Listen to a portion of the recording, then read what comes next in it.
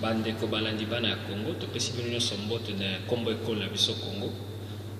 Masolo ya politique ya mboka na biso Congo esenkaka biso nyonso tokotana makambo pour que vraiment tomoni ekomi bozoba, ekomi du laisser aller, ekomi de n'importe quoi.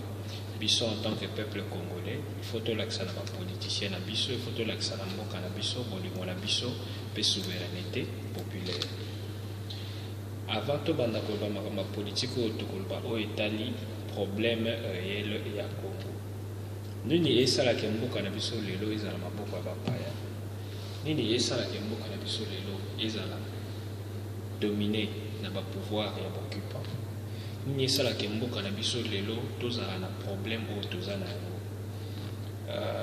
Ngapamba te ndeko na bino congolais, je pense que Congo na minute toza na problème ya do etali leadership.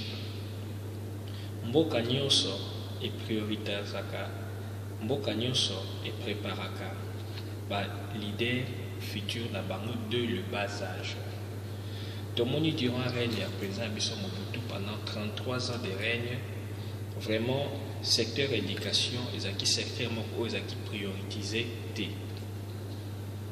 Toyebi te Mobutu atangaki te bakusuka balobaka pe atangaki te, mais selon ba recherche eza Mobutu atangaki, mais apesaki vraiment priorité te na oyo etali enseignement ya mboka na biso. Et les conséquences en sont que lelo nde tozoloba boye bana batangi malamu te, et mayele ya malamu ezali te. Les conséquences en sont que dans la crise lelo ya Congo ya leadership, il n'y a pas de vrai leader au Congo. Moto nyonso na Congo alingi azala leader, moto akokela moninga azali te, hiérarchie ya kibokonzi ezali te. Tomoni yango va même matana ba vice 4 président na biso tozalaki na Joseph Kabila, confusion totale. Donc le problème ya Congo ezali problème ya leadership. Alors vraiment tokosenga vraiment que Nzambe asunga biso pe biso moko peuple congolais tosalela pouvoir na biso, souveraineté oyo pasemela biso pour que toyebokama mboka na biso, parce que ça nous fait très mal, ça nous fait très mal. Le Rwandais, nous sommes sous-estimés par la biso, mais voir un Rwandais physiquement parlant à que Bundana congolais. Moi je pense que la guerre au Congo est un problème militaire, c'est un problème politique, politisé. Donc, le Congo doté, un État doté d'un territoire, d'une population et d'un gouvernement, Ougandais, Rwandais, Congo, Bazongi, sous la présence du gouvernement congolais, sous la présence de la communauté internationale, sous la présence de tout les communautés africaines. Vraiment, tous les libés mingi, de combination. Et comme il y a tant de besoins, ça peut être et comme il y a tant d'utiliser force populaire, nous sommes à Burkina Faso. Bana Burkina Faso, nous sommes à Mandokite. Bana Burkina Faso, nous sommes à Mabanga. Nous sommes à le peuple congolais pour la révolution. Mais ce qui est une révolution pour que la population ait beaucoup de temps. Parce que tu peux s'y aller très longtemps.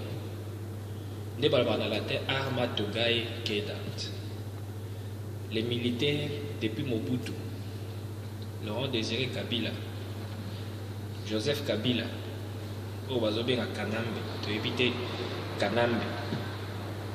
Vraiment, solution à ta moko zoami. Il faut biso moko peuple congolais, tout beau la bokonzi na biso to pesa ngo na force populaire, pesa ngo na civil. Mboka na biso na ndenge moko esengeli na ndenge moko oyo nyonso peuple congolais a se retrouver. Toboyi baguerre na Congo na biso, bazovioler bafana, bazoboma bato, bazoboma bato. Mwana bolingo toza na ya Congo atako tovanda na poto mezosala biso pasi amozolekana. Alors cette fois-ci to s'est décidé biso moko peuple congolais problème est Congolais et vous allez résolu ni par les Américains, ni par les Français, ni par les Hongrie, ni par les Sud-Africains, même ni pas encore MONUC. Mais le problème congolais doit être résolu par les Congolais eux-mêmes. Seul moto a la force wana ezali. Cette fois-ci toko telema, toko bima, toko tambola na nzela, toko sala makelele, toko papa. Ne lobinde mana biso ale moto, toko bengana. Les occupants au bazar mboka biso. Joseph Kabila a eu plutôt voté malgré que tu votais qui était. Mais bah oh bah voté qui guerre est aussi là. Plus de 10 ans. Une guerre interminable. Mais ceux qui n'aillent au là, Nassimi Manduki Lelo, Bochenga na Est wana, je vais frapper et le Rwandais, et les Ougandais, et le Burundais. Je vais même les effacer. Donc, na Obanda guerre wana, na Banyango, na Congo, na Beti, na Manduki, na Sokoli Bango, ba Intera, Monyoso wana, na évité ba Una, ba FDLR, na Kosokola, ba na Kotiti, na Rwanda. Kagame se prend pour qui? Museveni se prend pour qui? Monsieur Paul Kagame aujourd'hui appelé le Hitler africain, l'homme le plus sanglant du monde. Moto oya bomi batu en Afrique. Na ndenge histoire etika ko salema. Oui, la guerre d'Hitler est un problème politique. Oyo ezalaki occuper ba pays to benga guerre mondiale parce que ezaki conflit entre ba pays ebele. Ya monde. Mais où la Kagame a guerre ethnique, guerre civile, et s'expandre tina Congo, nombre où Kagame a bomi, et l'équivalent même nombre où Adolf Hitler a bomi, la deuxième guerre mondiale. Alors, peuple congolais, cette fois-ci, nous n'allons pas nous laisser faire. Le gouvernement des occupants de M. Kabila, c'est un gouvernement illégal. Et ça, la passe na Sony, quand on parle de la République démocratique du Congo, Toloba. Nous n'avons pas un président. Pour un président, on a Congo Zarate. M. Kabila n'a jamais été élu en 2006. Il le sait bien, sa conscience. En complicité avec Malumal. Il n'a jamais été élu en 2006. Il n'a jamais été élu en 2011. Le gouvernement le plus illégal du monde. Pour attaquer tout bateau, petit coup d'État. Si tu es au pouvoir, mais bino vous mettez au pouvoir, par des élections masquées, trisquées, non transparentes. Alors cette fois-ci, Bisso peuple congolais, tout ça plus que déterminé pour saisir, pour utiliser notre force, notre souveraineté populaire. Pour que tout soit bokondi to botu la moto lingi le sous militaire na bokondi ya mboka na biso te babomi mingi, ce sont des criminels. Babomi mingi, comme je l'ai dit auparavant, le problème des Congolais sera résolu par les Congolais eux-mêmes. Bana Congo to telema to la moto soki ngai na yo to pondi pone kolo te mosusu akosala yango te nde toyembaka na muse na tweet ntango barwandais bakotela biso tokokufa mpona ekolo. Nous devons prôner pour le développement. Le président, tant que sa campagne, comme M. Kabila Lobi, 5 chantiers. Après 10 ans, 5 chantiers. Il a promis des écoles, des autoroutes, des universités, des hôpitaux. À ça, il y a mon côté. Bilan 0. Bilan 0. Na évité les âmes à Mingi. Mais cette fois-ci, dans le Congo, de côté les occupants, au Moussala, qui sait que donc on a évité les politiciens bidons qui travaillent pour l'intérêt de leur propre ventre, pour un gain, en français, gain sordide, gain honteux. Les gens qui sont prêts à vendre le pays, les gens comme Jean-Pierre Ondekane, les gens comme de la mère Mende, les gens comme le Bouchard, qui ne travaillent pas pour l'intérêt général de la nation congolaise, mais pour l'intérêt général de M. Kabila. Kabila, c'est qui? Kabila est un individu, comme tout le monde y passera. Il ne faut jamais confondre un État et un individu. C'est ça même le principe général de la démocratie. Un individu va passer, mais le temps demeure. Mobutu était président, il est passé. Le Congo demeure. Mandela, on va bien en anglais, the best man ever lived in the world. The most loved man in the world. Mandela, tout cas, la Mandela Day. Mandela est passé, mais l'Afrique du Sud demeure. L'Afrique du Sud des Aïe. Bill Clinton, président américain, il a banni guerre à l'annoncer. Il est passé, les États-Unis sont restés. Nicolas Sarkozy, président de la France, il est passé, mais la France est restée. Kabila va passer, le Congo va rester. Mais quand Mende, Bochak et tous ces occupants-là travaillent pour l'intérêt individuel de Moko, ils se prennent Turquie.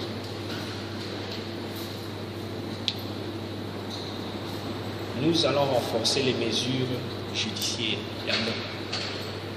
Il faut justice congolaise, ils sont indépendants. Un jour, nous allons juger, même ces parlements. J'invite ces parlements à instaurer une commission d'enquête, de prosécution, une commission d'enquête, de conviction et de prosécution contre les mal gouvernants, ou toutes les personnes qui ont géré l'État congolais depuis 1960, depuis date de l'indépendance. Tokobanda ko juger même au bout de 40 ans l'État congolais. Basumi banda na France, babisi mbongo à l'État basana nguzo balelo bambongo wana nyoso. Le gouvernement français bakanga babotola. Eza bambongo na biso. Nous devons le juger. Et bien Mobutu faut ya na Congo toko juger yango. La justice congolaise, il faut tellement pas juger de Mobutu. Mobutu a des comptes à rendre. Na mabe asana mboka na biso.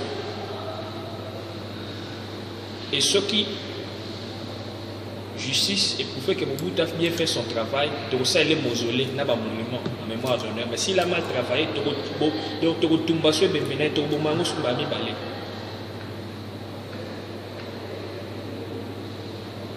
tout celui qui a géré le Congo, mal géré le Congo, doit y participer. Dans ce père, papa n'a pas son Rwanda, malgré qu'il a très mal dirigé le pays à son époque.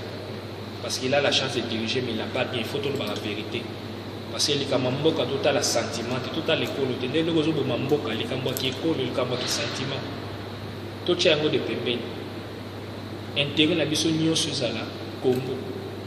Tout le monde va dire que les combattants, les lois, biso nyonso to ba combattant. Na pena combattant. Le cas bandi nyonso.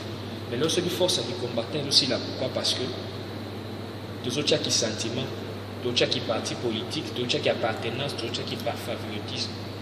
Tout beau ça n'a intérêt général au réseau ça qui s'habille nyonso pour tous les combattants les Congo. Motonio se fois sang. Joseph Kabila, un message destiné à toi. Kolanda, Bozoba, Oba Mende, Naba Boshaba, Oposa Yote. Constitution, on a besoin de changer. Ce que ta constitution est changer, mais c'est encore tôt. Peut-être, il faut voter loin que révision constitutionnelle nous allons à chaque 20 ans. Parce que nous voulons une constitution forte et solide.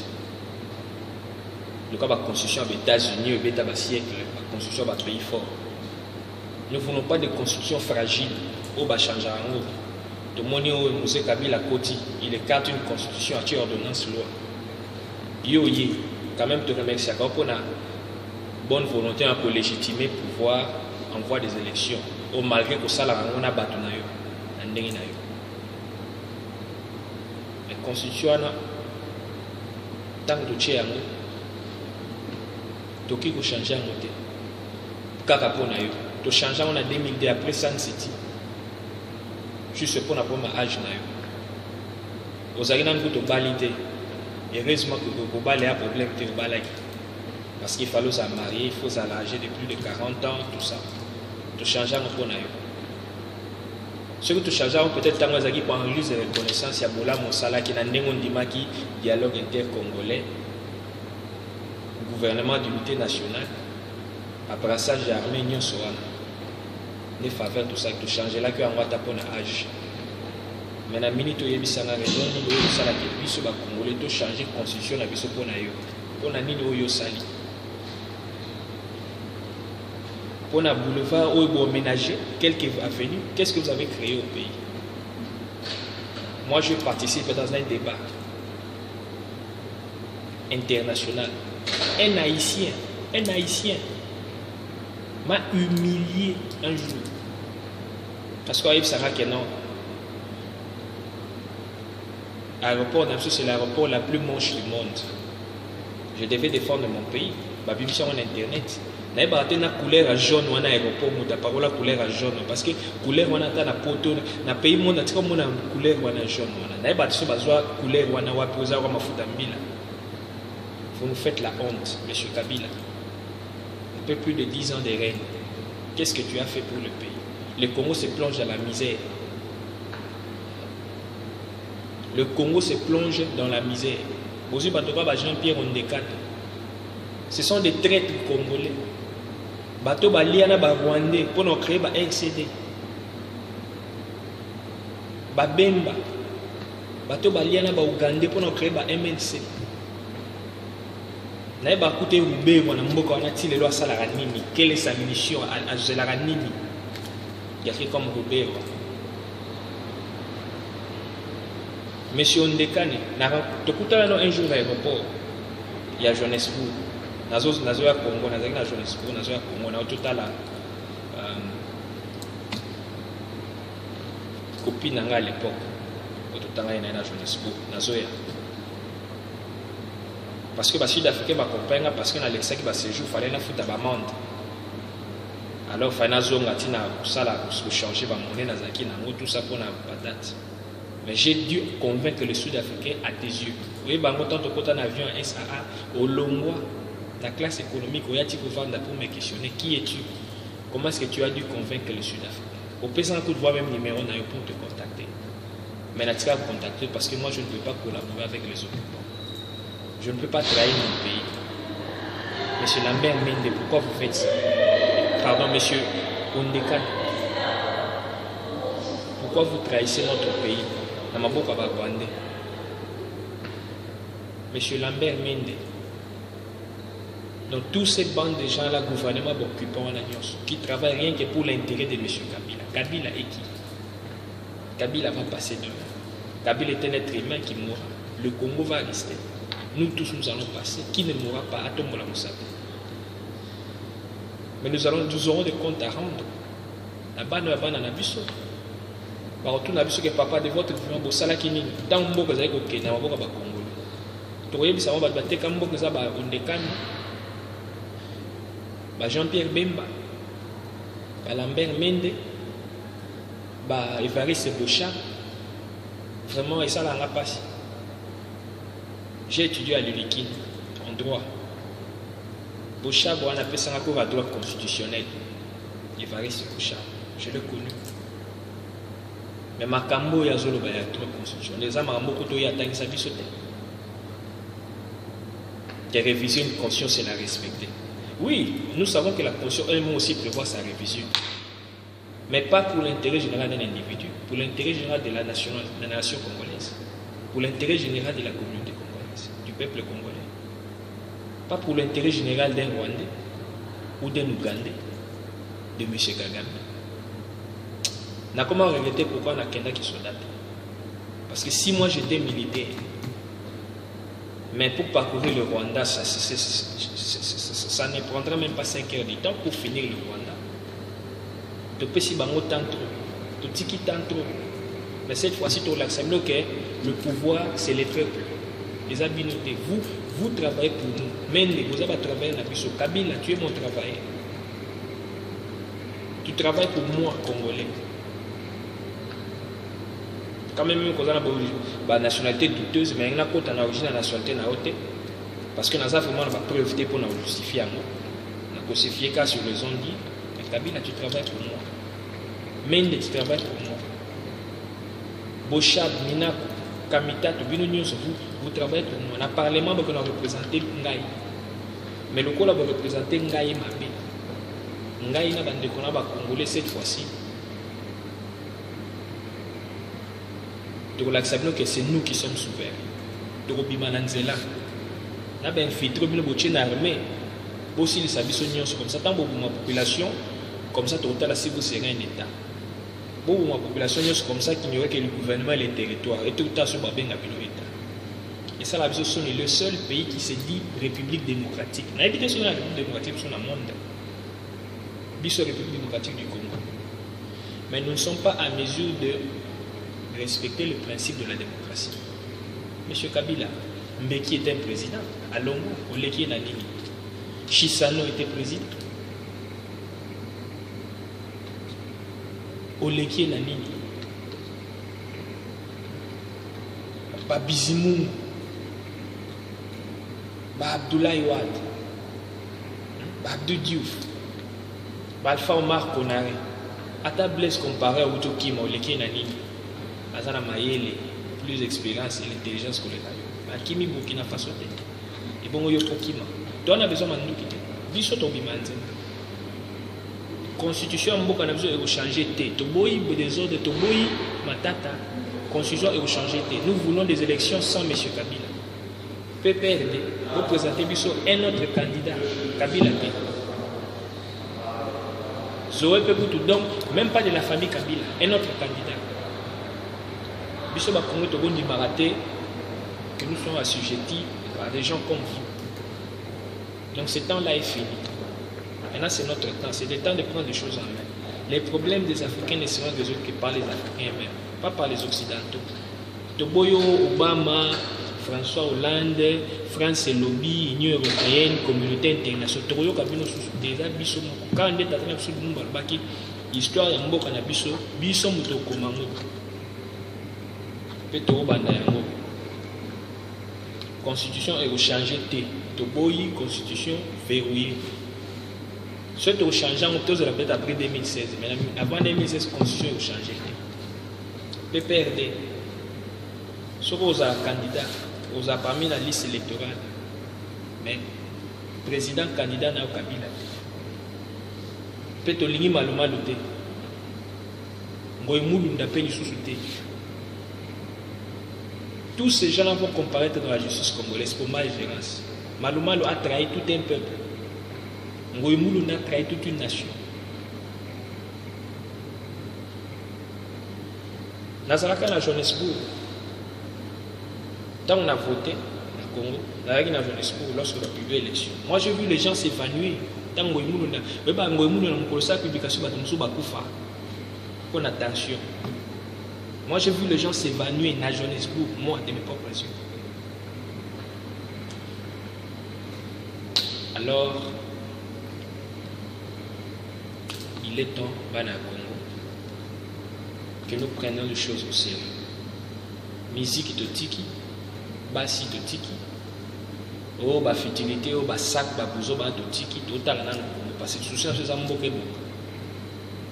Et l'autre, tout ça, étudiants, tout ça, milieu étudiant, homme étudiantin, tout autant. Ce n'est pas pour travailler ici en Europe. Ce n'est pas pour devenir ministre ici, à venir dans les choses. Mais ceux qui bino nous devons prendre la relève. Parce qu'on ne peut pas léguer ça de génération en génération, être assujetti. Congolais, un peuple fort, respectable, et Montenegro soit pas dans le respect. Mais vous nous avez réduit au silence. Monsieur la maire Mende, Monsieur Bochab, tous ces gouvernements kabilistes là compris, canambistes, tout le barabien, vous comparaîtrez devant la justice.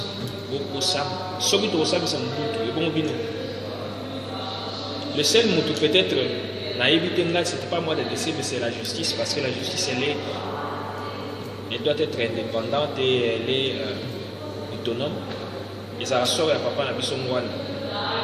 Parce que les lois sont aux abois, les lois sont au bien on va combattre, les lois sont au fond, les musiques grâce à papa na biso. Peut-être qu'il y a un point au Sénégal que l'État congolais a pardonné, mais à condition qu'il y ait un pardon. À Sénégal pardon na biso bana ya poto. Mais à Salama B na kati ya Congo, il faut les Kaliboso à Congo c'est la bana ya Congo pardon. Il faut c'est la bana ya Congo pardon. Mais tout cela comparaîtra en justice. Même bakuta za pour la crime de guerre, bakanga na CPI. Mais ce cas où on peut na Congo lisusu, il va comparaître devant la justice congolaise. La justice congolaise, il faut voir saisir du sous. Voilà, azo assumé au Salagi na centre africain, mais que tu as jugé pour un crime de guerre au Salagi pour na Katia Congo. Il nous a